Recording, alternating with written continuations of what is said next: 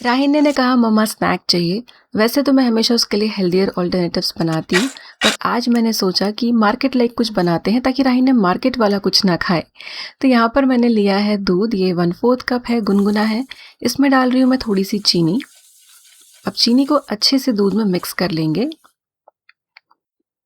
इसमें मैं डाल रही हूँ यीस्ट। तो ये जो यीस्ट है ये आप ऑनलाइन खरीद सकते हैं, शॉप से खरीद सकते हैं।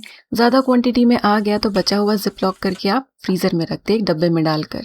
यहाँ मैंने मैदा लिया है, इसमें मैं डाल रही हूँ हल्दी, बेकिंग पाउडर और साथ ही में नमक। इसमें आप गेहूं का आटा भी यूज़ कर सकते हैं, but once in a while बच्चों के लिए ऐसा स्नैक भी आप बना ही सकते हैं घर पर, कंसिडरिंग कि आप उन्हें बाहर का स्नैक देते ही नहीं है। जैसे हमारे घर में हम नहीं देते, बहुत कभी कभार राहिन्या बाहर का खाता है, स्पेशली ट्रिप्स पर एज ट्रीट उसे मिलता है। सारे ड्राई इंग्रेडिएंट्स मैंने मिक्स किए हैं। यीस्ट भी 10 मिनट रख दिया था तो ब्लूम हो गया है, थोड़ा सा फूल गया है। अब इसमें डालेंगे बटर। ये नमक वाला बटर है, आप घर का बना हुआ जो बिना नमक वाला होता है वो भी यूज़ कर सकते हैं। तो मैदे का जो ड्राई मिक्सचर था वो इसमें डालकर पूरी तरह से बटर और यीस्ट का मिक्सचर हमें मिला लेना है। हाथ से प्रेस नहीं करना है, हल्के हाथ से। फिर कुटी हुई काली मिर्च मैं डाल रही हूँ फ्लेवर के लिए। यहाँ पर आप अपने हिसाब से सीजनिंग डाल सकते हैं। आप पिज़्ज़ा पास्ता का मिक्स भी डाल सकते हैं, पर मैं आगे जाके एक अलग फ्लेवर डालने वाली हूँ जो काली मिर्च के साथ अच्छा जाएगा, इसलिए मैंने काली मिर्च डाली है। अब पानी डालकर इसका एक मीडियम सॉफ्ट डो बनाना है। तो थोड़ा पानी मैं डाल रही हूँ ताकि मैं गलती से बहुत ज़्यादा लूज़ या बहुत ज़्यादा टाइट डो ना बना लूँ।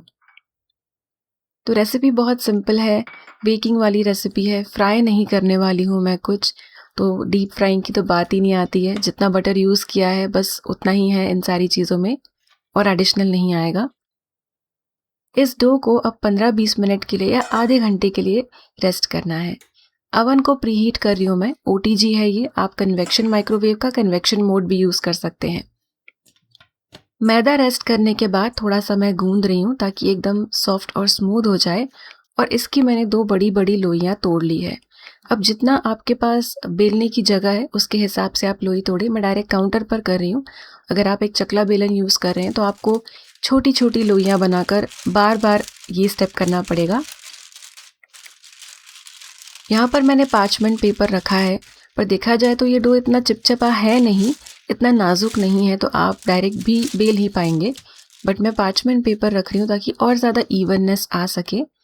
अब ये कटर है जो गुजिया बनाने के लिए भी यूज़ किया जाता है, वही मैं यहाँ पर यूज़ कर रही हूँ। इससे साइड में थोड़ी डिज़ाइन आ जाएगी, पर अगर आपके पास ये नहीं है तो आप चाकू से भी ये जो शेप है ये कट कर सकते हैं, या फिर आप कोई कुकी कटर भी ले सकते हैं। स्क्वायर्स या रेक्टेंगल कट करने में ये फ़ायदा होता है कि साइड्स जो है एक्स्ट्रा निकलती नहीं है, तो बार बार जो आटा है एक्स्ट्रा वाला वो जमा नहीं होता है और काम जल्दी ख़त्म हो जाता है। अब यहाँ पर फोक से मैं बीच में ऐसे छेद बना रही हूँ। इससे क्या होगा कि ये बीच में पूरी की तरह फूलेंगे नहीं, और बहुत ज़्यादा जो रेडीमेड बिस्किट्स एंड क्रैकर्स होते हैं उसकी तरह भी लगेंगे। अब इसे मैं अवन की ट्रे पर रख रही हूँ। अवन की ट्रे पर रखने के बाद आप इसे 5-10 मिनट रहने भी दे सकते हैं ताकि ये और फूल जाए, या फिर आप इन्हें इमीडिएटली बेक भी कर सकते हैं। OTG मेरा प्रीहीट हो चुका है। 160 डिग्री सेल्सियस पर मैंने 10 मिनट्स किया था इसे प्रीहीट। आप 180 पर भी प्रीहीट कर सकते हैं ताकि अवन जल्दी गर्म हो जाए, अच्छे से गर्म हो जाए। बट बेक 160 पे करना, वरना ऐसा हो सकता है कि ये बीच में क्रिस्पी ना हो और साइड से जलने लगे। तो 160, 165 या 170 मैक्स आप कम बैच में ट्राई भी कर सकते हैं, क्योंकि अवन टू अवन थोड़ा बहुत हीटिंग का फ़र्क भी पड़ जाता है। 2 बैचेस में मैंने इन्हें बना लिया। तो ये ट्रे काफ़ी बड़ी है अवन की, इसलिए बड़ी ट्रे आ गई। हो सकता है आपको 2 से 3 बार भी इसे बेक करना पड़े। अब इसमें मैं डाल रही हूँ सांभर मसाला और थोड़ी सी पिसी हुई चीनी, ये ऑप्शनल है। सांभर मसाला से बहुत अच्छा टेस्ट आता है, एक बहुत बढ़िया फ्लेवर आता है। ये सारी चीज़ें पहले सूखी ही मैं मिक्स कर रही हूँ, पर हल्का सा मैं ऑयल स्प्रे कर रही हूँ ताकि ये सीजनिंग अच्छे से इन क्रैकर्स पर चिपक जाए। तो इस तरह से आप कुछ बनाते हैं, मखाना बना रहे हैं, कुछ बना रहे हैं, तो जो ऊपर से मसाले डालते हैं वो चिपकते नहीं हैं। तो हल्का सा बीच बीच में ऑयल स्प्रे करें और मिलाएं, अच्छे से मसाले चिपक जाएंगे।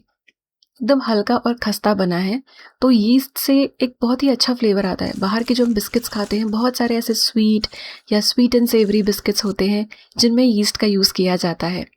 कितने ज़्यादा रेडीमेड लाइक लग रहे हैं, आई नो, फिर भी इवन साइज़ नहीं है, स्क्वायर एक जैसे नहीं है, हैंडमेड है, बट फिर भी काफ़ी अच्छा ऑप्शन है बच्चों को स्नैकिंग के लिए देने का। आप भी करें इस रेसिपी को ट्राई एंड एन्जॉय।